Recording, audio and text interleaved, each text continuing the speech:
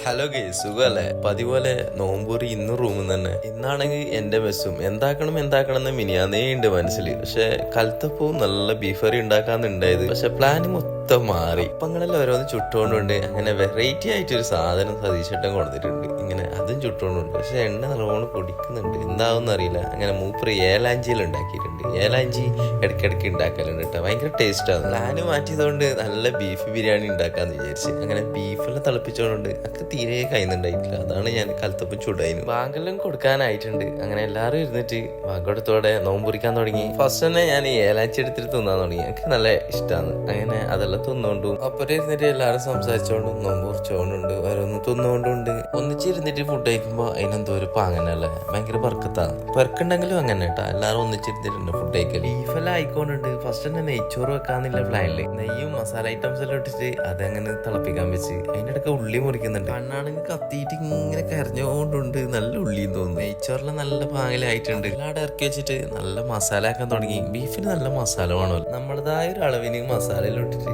നല്ല ബീഫ് മസാല ഉണ്ടാക്കി അതിലേക്ക് ഈ തിളപ്പിച്ച ബീഫ് തട്ടിട്ട് സെറ്റാക്കി വെച്ചിട്ടുണ്ട്. എന്നെ ദമ്മൂട്ട് കഴിഞ്ഞാല് പരിപാടി കുറച്ച് കൊരട്ട മുന്തിരി ഉള്ളിയെല്ലാം നല്ല പാങ്ങിൽ വറുത്തിട്ടുണ്ട്. അതിന്റെ മുകളിലേക്ക് ഇട്ടിട്ട് ദമ്മൂട്ടിട്ട് ഞാൻ നേരെ പോയി നിസ്കരിക്കാൻ. നിസ്കാരം കഴിഞ്ഞിട്ട് വന്നിട്ട് നല്ല ബീഫ് ബിരിയാണി വെച്ചിട്ട് നമ്മൾ കിടത്ത്. അപ്പൊ ഓക്കെ, ബൈ.